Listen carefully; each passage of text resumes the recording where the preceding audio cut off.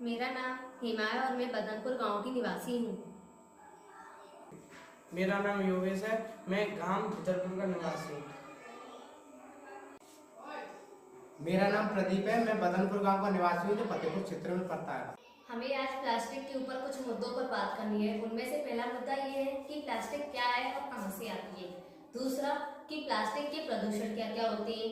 तीसरा ये कि प्लास्टिक से जलीय जीवों को क्या हानि पहुंचती है और प्लास्टिक को फैलने से हम कैसे नियंत्रण कर सकते हैं, कैसे उसको रोक सकते हैं कि वो ज्यादा ना फैले, उससे ज्यादा हानियां ना पहुंचे किसी को। ये यहाँ से उड़ के जैसे हवा चलेगी या फिर पानी बरसात होगी तो ये नाली में होके या उन खेतों में पहुँच जाएंगी, जो खेतों में भी नुकसानदायक होती है। ये देखो नालियों में भी पन्नियां पड़ी हैं, की बोतल यहाँ से उड़ के उन खेतों में पहुँच जाएंगी, फिर खेतों में भी नुकसान। वो आता है। इसमें देखिए आप कितनी गंदगी है, चारों तरफ पन्नियां हैं, चप्पल डली हुई हैं, उस साइड में बोतल हैं, उनको रिसाइकल करके दोबारा से फैक्ट्रियों में भेजा जा सके जाए तो ये रिसाइकल होकर दोबारा मैन्युफैक्चरिंग होकर आए।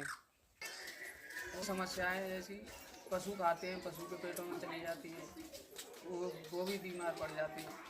इसलिए प्लास्टिक को बंद किया जाए, बिल्कुल बैन लगा दिया जाए। भैया आप प्लास्टिक को किस तरह से कम यूज कर रहे हैं? हम प्लास्टिक को इस तरह से यूज कर रहे हैं कम कि हम बाजार भी जाते हैं तो सामान लेने तो थैला लेके जाते हैं, बैग कपड़े का, और उसमें ही सामान लेके आते हैं, ना कि पॉलीथीन यूज करते हैं। प्लास्टिक ये रॉ मटेरियल इकट्ठा करके ये इसका प्लास्टिक प्रोडक्शन होता है, फिर इसका मैन्युफैक्चरिंग करके सामान बनाया जाता है। ये आपकी पन्नी है, इसको यूज नहीं करना, ये प्लास्टिक का है। ऐसा कैरी बैग लेकर आना है, या तो आप लेकर आइए, या जो आपके पास सामान लेकर आए उनसे कहिए कि ऐसा कैरी बैग लेकर आए और अपना सामान लेकर आए। पन्नी आती है साग सब्जी की, उनको हमने धो के और जब इस सलाइन से बनाया है इसको।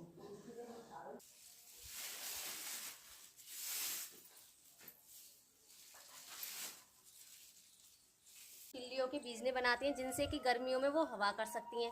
सीमेंट के कट्टे होते हैं और जो यूरिया वगैरह के कट्टे होते हैं, उसमें से ऐसे रेसे या धागे निकालकर हाथों से मेहनत करके उनको मड़के ऐसे करके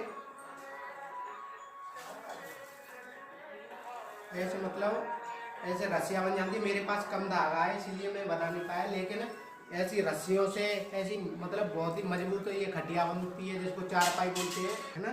प्लास्टिक यूज करना बिल्कुल बैन कर दिया गया और आपको कपड़े का बैग यूज कर।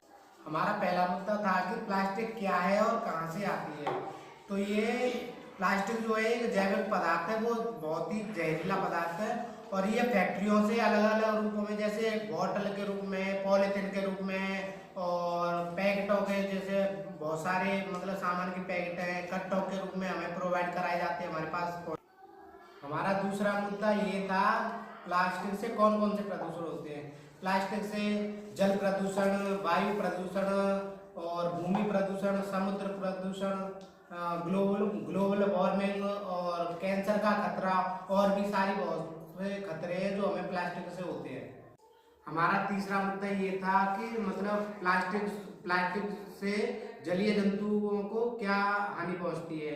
तो ये हम जो इस्तेमाल कर लेते हैं पॉलीथीन वगैरह और बॉटल्स को, इनको नालियों में फेंक देते हैं, जला देते हैं, इनको नालियों में पानी में चला जाता है, वो उनको जलीय जंतु मछलियाँ कछुए खाते हैं तो वो उनकी हत्या हो जाती है। हमारा चौथा मुद्दा ये था कि हम प्लास्टिक को नियंत्रण कैसे कर सकते हैं, उसको रिड्यूस करके, रीयूज करके और रिसाइकल जैसे हम जागरूक किए जा रहे हैं। नाले इनमें पन्नी डाल देते हैं और पन्नी डालकर भैंस पोए पानी में पीते हैं, पानी से चिल्ली को ली जाते हैं, कागज है उनको ली जाते हैं, मर जाते हैं। और नालियों में हमने नियम देखा है, घर से निकाल देते हैं, फेंक देते हैं नालियों में, ढूढ़ों में। उस चिल्ली को गाय ढोलती है तो खा जाती है। इसमें खेतों में इनको फेंक रहे हैं, चलते आदमी फेंक जाते हैं। इससे मिट्टी बेकार हो रही है और उपज नहीं हो रही है, बहुत जमीन खराब जा रही है, इसलिए कम करें, पॉलो यूज कम करें।